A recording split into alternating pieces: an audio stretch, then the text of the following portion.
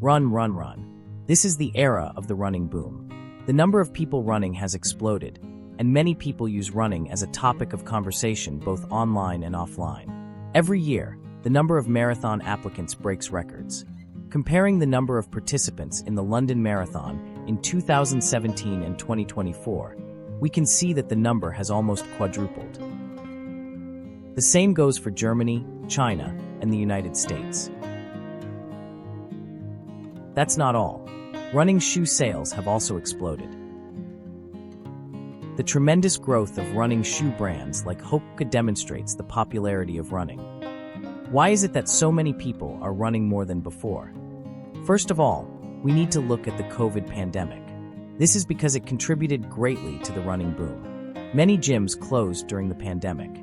People who used to go to the gym started going outside and running. Even after the pandemic ended, they didn't go back to the indoor gym.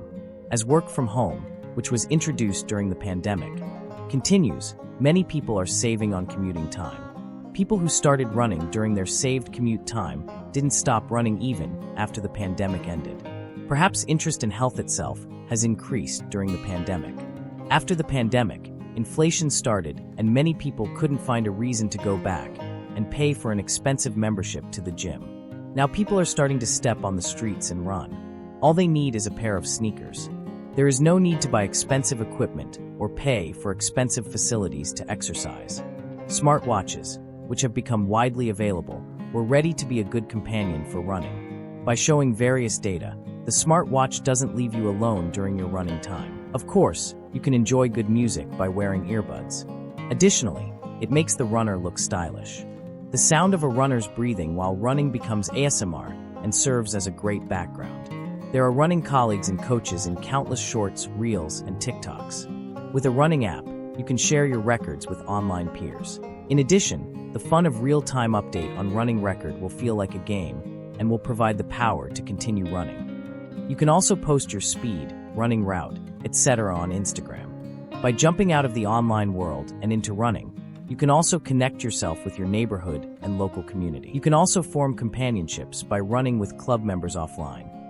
Maybe you don't want to enter a bodybuilding contest with the muscles you built at the indoor gym, but running has goals that seem quite attainable. You can participate in a marathon. It doesn't matter if it's a half marathon, 10 kilometers, or any type of marathon. However, it is important to note that marathon is a fairly democratic and egalitarian sport. No matter how good you are at baseball in your neighborhood, you can't even play in the major leagues, let alone the World Series. There is a great sense of distance from the professional league. However, in the marathon, anyone can start with the winner. There is also a possibility that anybody can become the winner. It is significant that running is not just its own league, but a league for everyone, in which anyone can participate. As long as you have a pair of sneakers, everyone has the same opportunity. If you were to compare it to baseball, it would feel like you were playing in the same field as Judge or Ohtani. There are many ways to participate in a marathon for a good cause as well, such as raising money for charity. It's no wonder marathons are such a popular event for runners. As reported in this New York Times article, the average finishing time of participants is becoming slower than before, which means that marathons are becoming more popular and participation by the general public is increasing. But wait a moment. Let's look at the cities where the world's most famous marathons are held. There seems to be one characteristic. First of all, these cities are one of the most walkable cities in the world. These cities aren't dangerous to run in, since you can't find chaotic mix of motorcycles, bicycles, cars, and people. These cities have ample green space and parks. Yes, a well-planned surrounding environment should not be left out of the conditions for forming a running boom. In addition, we cannot overlook the fact that running is thriving on the society where work-life balance and welfare is provided, which allows you to work when you work and rest when you rest. Of course, there is also running in the city where bombs are falling. However, that is not the kind of running we're talking about. Looking at it from this perspective, it seems people from developed countries run more, as there is a good environment and guaranteed welfare. Maybe that's why scenes of people jogging in the morning in Paris or New York are easily visualized in mind. In the city which offers well-planned parks and a safe environment for running, runnability will be high. Perhaps in the near future, like the Big Mac Index and the Starbucks Latte Index, won't the runnability index considered important? The city will place as much importance on runnability as on walkability. People may prefer such cities for travel destinations and residences. Still, you may have doubts. Isn't running hard? Doesn't it seem more natural to spend time comfortably, perhaps lazily? Like when you flip through the remote control and choose a new movie or drama to watch. Still, people run.